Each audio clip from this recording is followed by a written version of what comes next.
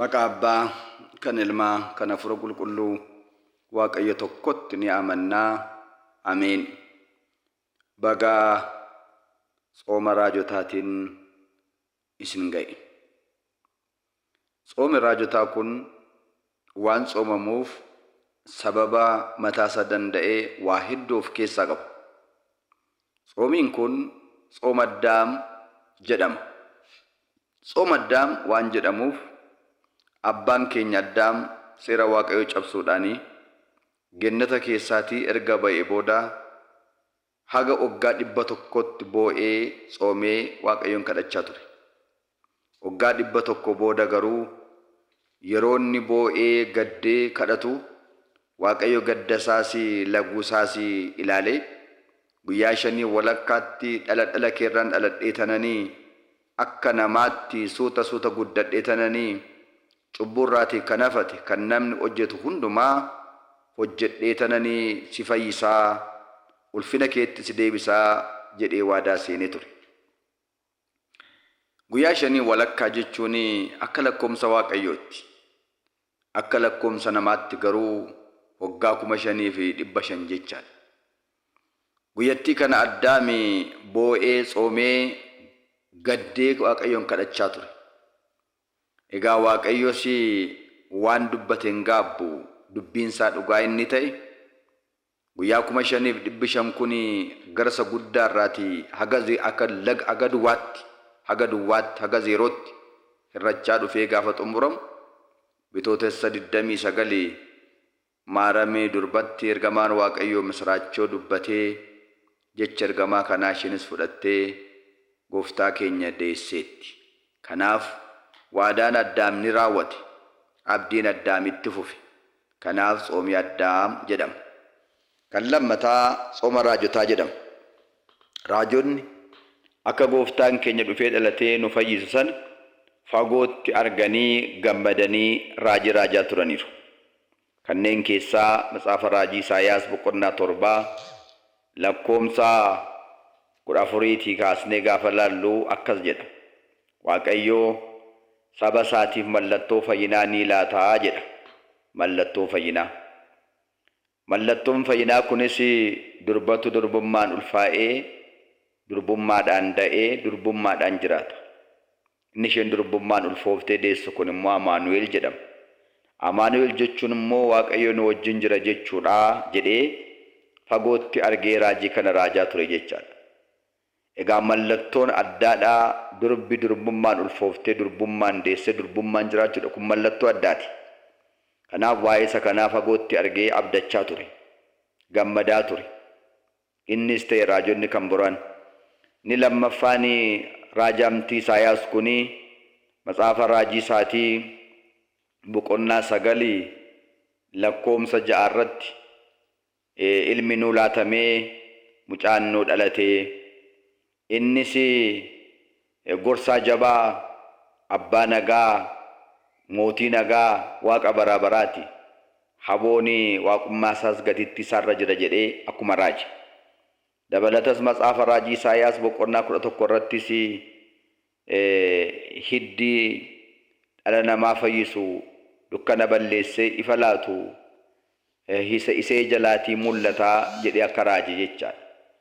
Kanaaf haaluma kanaatiin raajonni fagootti arganii raajaa turan. Haa ta'u malee garuu raajiin kun waan ture waan cubbuu namaa dheeratee fi waan namni Waaqayyoon waaqessuu dhiisee waaqa tolfamaa waaqessuu jalqabee fi waan ture fakkaate maal jechaa turanii Matsaafa Raajii isaatii boqonnaa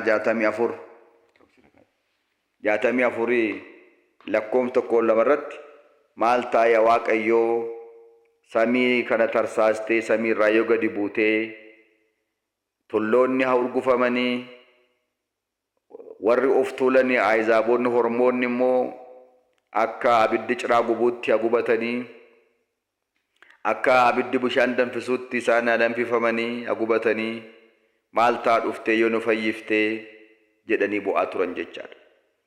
Lakkoomsa 6 irratti immoo Matsaafa Raajii Isaayaas 64 lakkoomsa 6 irratti immoo maal jechaa turaniini maal yaa Waaqayyoo tolummaan keenya moofaa baarsaa ta'ee garraamummaan keenya moofaa baarsaa ta'ee daraa maaloo dhuftee nun fayyiftuu jedhanii tsoomanii bo'anii kadhachaa turanii jechaadha.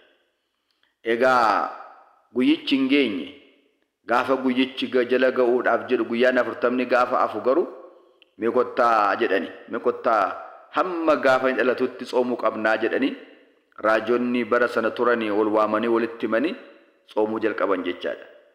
Tsoomanii gaafa guyyaan 40 sun xumuramu gooftaan keenyaa muddee 29 dhalate. Egaa hin gammadan abdiin dhala namaadhaaf kenname ni raawwatee jedhanii kanarraan kan ka'ee tsooma raajotaa jedhama. Inni sadaffaan tsooma giiftii maaramiis ni jedhama. Maaliif tsooma giiftii maaramii jedhama yoo jenne immoo akkuma wangeela Luqaas boqonnaa 1 lakkoofsa 26 kaanee agarru bitootessa gaafa 29 gaafa sanbata guddaa ganama barii sa'aatii 3 irratti ergamaan Waaqayyo qulqullichi Gabrieliin Waaqayyo abbaa biraatii gara dubaroo maaramiitti ergame. Gaafa dhaqee ergamuu gammadii nagaan siif haa ta'u humni Waaqayyo abbaa si golboobaa hafuura qulqulluun sirra bulaa ilma Waaqayyoo ni deessaa nis fayyisaa addunyaa jedhamaa jedhee gaafatti dubbatu kun akkamittiin ta'uu danda'a anan mallee durbaa an dhiiran beekuu jettee gaaffii ulfaataa 3 inni dhiyeesseef sanaaf deebiftee gaafattee turte jechaadha. Maaliif jennaan siloo seexana majaajii saharmee koo waan hin dogoggorse goyyomsitu ergamaa ifaa fakkaatee na goyyomsu dhufe laata kan jedhu. Dhumarratti garuu ragaa qabatamaa dhaan amansiise. Ragaa qabatamaan inni amansiise Waaqayyoodhaaf waan itti dadhabamu hin jiru. Adaadaan kee Elsaabeex iyyuu jaartiin waggaa 90dhaa kunoo ulfooftee ulfa ji'a 6 baattee jirti ragaadha dhattee ilaaluu dandeessaa jedhee itti hime. Inni kan biraan abaaboo fidee dhufe sana dhaabee ammuma daraartee amma ija naqatee itti agarsiise. Waaqayyoof wanti dadhabamu hin jiru jedhe. Waggaa kana akka jecha keetii naaf haa ta'u ani garbittiin Waaqayyoo dubbii kana simee fudhadheeraa jette. Yerooma sana ture egaa sagaleen abbaa bira ture. Sagaleen sunis Waaqayyoon ture jedhee Yohaannis kan barreesse sun sagaleen abbaa bira ture qaama hin qabne foon hin qabne lubbuu hin qabne dhiiga hin qabne sun jechuma kanarraan kan ka'e ani fudheera naaf haa ta'u amanadhee jechuu isheerraan kan ka'e gadameessa ishee keessatti murtaa'e.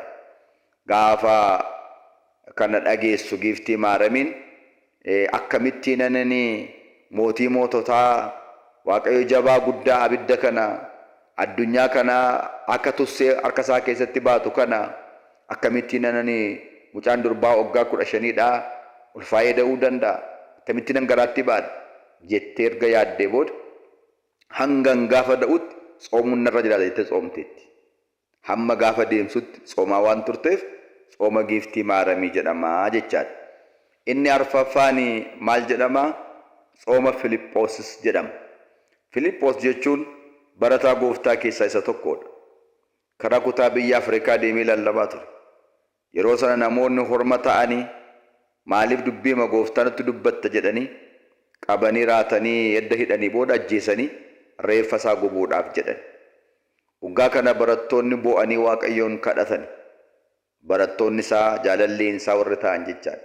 Gaafa guyyaa 15 gaafa tsooman Waaqayyo reeffa isaa sanatti agarsiise fuudhanii jala fuudhanii dhaqanii kabajaan awwaalanii jechaadha. Egaa immoo edda Waaqayyo kadhannaa keenyatti deebinuu kenneeti. Hamma gaafa guyyaa 40tti tsoomuu qabna jedhanii itti fufanii tsooman jechaadha. Kanarraan kan ka'e maal jedhama gaa? Tsooma Filiphoos jedhamee si waama. Inni kan biraani tsooma Simoon jedhamees ni waamama. Tsooma Simoon kan jedhamee waamamu immoo kutaa lammaffaasaa yoo Waaqayyo jedhee guyyaa boriitti fufna Waaqayyo nama guyyaa boriin waa taasisu.